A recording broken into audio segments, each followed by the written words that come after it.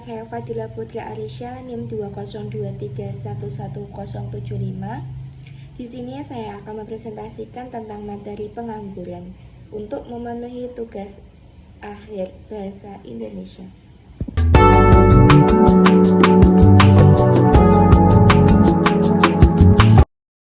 Apa itu pengangguran? Pengangguran adalah angkatan kerja yang belum mendapatkan kesempatan bekerja, tetapi sedang mencari pekerjaan, atau orang yang tidak mencari pekerjaan karena merasa tidak mungkin memperoleh pekerjaan. Untuk pengangguran, disediakan tunjangan pengangguran tidak berlaku di semua negara. Pengangguran adalah sebutan untuk angkatan kerja penduduk berumur 15 sampai 65 tahun yang tidak bekerja sama sekali atau sedang mencari pekerjaan. Orang yang tidak sedang mencari kerja contohnya seperti ibu rumah tangga, siswa sekolah, SMP, SMA, mahasiswa perguruan tinggi, dan sebagainya yang karena suatu hal tidak atau belum membutuhkan pekerjaan. Pengangguran biasanya disebabkan karena jumlah angkatan kerja tidak sebanding dengan jumlah lapangan kerja yang ada. Jenis pengangguran menurut penyebabnya. 1. Pengangguran siklikal. Pengangguran siklikal diakibatkan karena berkurangnya permintaan agregat yang menyebabkan perusahaan mengurangi pekerjaan atau menutup perusahaan, mengakibatkan pengangguran akan bertambah. Kondisi ini terjadi karena adanya perubahan dalam kegiatan perekonomian negara. Mundurnya perekonomian akan mengakibatkan daya beli masyarakat menurun, sehingga perusahaan mengurangi produksi dan memberhentikan karyawannya. Pengangguran siklis atau konjungtural disebabkan oleh siklus ekonomi atau merosotnya kegiatan perekonomian. Yang kedua, pengangguran teknologi. Pengangguran ini disebabkan oleh adanya perkembangan teknologi yang menyebabkan tenaga kerja manusia diganti dengan jadi mesin. Perusahaan cenderung lebih memilih tenaga mesin dibandingkan tenaga manusia karena lebih cepat, mudah, dan hemat biaya. Pengangguran teknologi disebabkan adanya modernisasi atau kemajuan teknologi dalam berproduksi. Pengangguran teknologi dapat ditimbulkan oleh adanya pengganti tenaga manusia oleh mesin-mesin dan bahan kimia. Pengangguran diakibatkan oleh karena mesin dan kemajuan teknologi. Contoh, revolusi industri. Yang ketiga, pengangguran struktural. Kondisi ini disebabkan oleh adanya perubahan struktur perekonomian yang memerlukan keterampilan-keterampilan baru. Hal tersebut dapat mengakibatkan pencari kerja tidak mampu memenuhi persyaratan yang ditentukan oleh pembuka lapangan kerja. Pengangguran struktural disebabkan karena perubahan struktur ekonomi suatu negara. Contoh, adanya barang baru yang lebih baik. Ekspor produksi industri sangat menurun oleh karena persaingan yang lebih serius dari negara-negara lain.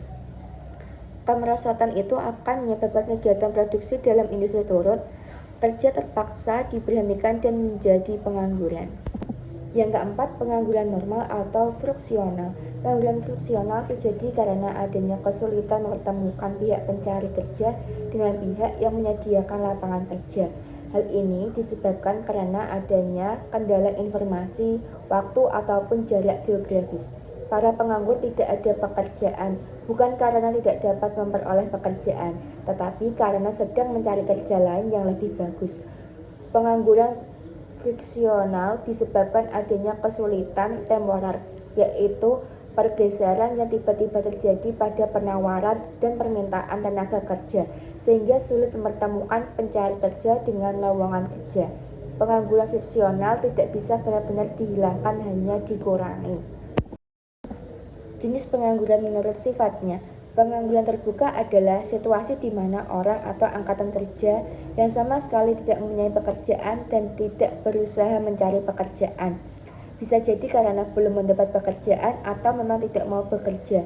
Pengangguran terbuka terjadi karena angkatan kerja tersebut belum mendapat pekerjaan, padahal telah berusaha secara maksimal, atau dikarenakan faktor malas mencari pekerjaan atau malas bekerja. Pengangguran terbuka bisa disebabkan oleh ketidaktersediaan lapangan kerja, ketidakcocokan antara kesempatan kerja atau lowongan kerja dengan latar belakang pendidikan. Pengangguran terbuka tercipta sebagai akibat pertambahan lowongan pekerjaan yang lebih rendah dari pertambahan tenaga kerja. Setengah pengangguran adalah orang yang bekerja tapi tenaganya kurang termanfaatkan, diukur dari jam kerja, produktivitas kerja, dan penghasilannya. Setelah pengangguran adalah orang yang tidak menganggur, tetapi tidak pula bekerja penuh waktu dari jam kerja jauh lebih rendah dari yang normal. Mereka mungkin bekerja hanya 1 hingga 2 hari seminggu atau 1 hingga 4 jam sehari. Setengah pengangguran merupakan pekerja yang mempunyai pekerjaan namun jam kerja sedikit, biasanya kurang dari 35 jam dalam seminggu. Setengah menganggur adalah pengangguran yang terjadi karena tenaga kerja tidak bekerja secara optimal karena tidak ada pekerjaan untuk sementara waktu. Setengah menganggur ialah situasi di mana orang bekerja tapi tenaganya kurang termanfaatkan, diukur dari curahan jam kerja, produktivitas kerja, dan penghasilan yang diperoleh. Pengangguran terselubung yaitu pengangguran yang terjadi karena terlalu banyaknya tenaga kerja untuk satu jenis pekerjaan. Padahal dengan mengurangi tenaga kerja tersebut sampai jumlah tertentu, tetap tidak mengurangi jumlah produksi. Pengangguran terselubung adalah tenaga kerja yang tidak bekerja secara optimal karena suatu alasan tertentu. Pengangguran yang terjadi karena tenaga kerja yang tidak bekerja secara optimal atau produktivitasnya rendah. Pengangguran terselubung terjadi karena tenaga kerja tidak bekerja secara optimal. Kondisi ini disebabkan karena ketidaksesuaian antara latar belakang pendidikan atau pekerjaan tidak sesuai dengan bakat kemampuan dari tenaga kerja. Dampak ketidakcocokan ini tentu akan berpengaruh pada produktivitas kerja yang tidak optimal dan penghasilan yang rendah. Penyebab terjadinya pengangguran. 1. Aspek kependudukan. Pertumbuhan penduduk yang cepat menciptakan banyak pengangguran dan meningkatnya jumlah angkatan kerja yang tidak diimbangi dengan perluasan kesempatan kerja. Yang kedua, aspek ekonomi. Ketidakstabilan perekonomian, politik, dan keamanan negara dan krisis ekonomi pada pertengahan tahun 1997 menyebabkan terjadinya pengangguran sebanyak 1,4 juta orang. Yang ketiga, aspek pendidikan. Pendidikan harus mampu menghasilkan SDM, sumber daya manusia, yang berkualitas.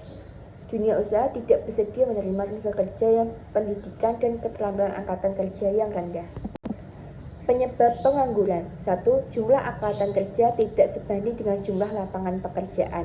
Yang kedua, ketidakseimbangan permintaan dan penawaran tenaga kerja pada suatu tingkat upah tertentu. Yang ketiga, ketidaksesuaian antara hasil yang dicapai antara pendidikan dengan lapangan pekerjaan. Yang keempat, ketidakseimbangan kebutuhan jumlah dan jenis tenaga terdidik dan penyediaan tenaga terdidik. Yang kelima, ketidakseimbangan penyediaan dan pemanfaatan tenaga kerja antar daerah. Yang keenam, kualitas SDM masih rendah. Yang ketujuh, perusahaan yang menutup usaha akibat krisis ekonomi atau keamanan kurang kondusif. Yang kedelapan, peraturan yang menghambat investasi. Dampak pengangguran yaitu terhambatnya pertumbuhan ekonomi, hilangnya mata pencaharian yang mengakibatkan keterampilan maupun kreativitas masyarakat menjadi berkurang karena tidak adanya tempat untuk menampungnya. Terjadi ketidakstabilan sosial atau kerawanan sosial dengan munculnya segala tindakan kriminal. Beban psikologi seseorang dengan menganggur, mereka merasa keberadaannya kurang dihargai, maka bisa menimbulkan ketidakstabilan emosi orang tersebut.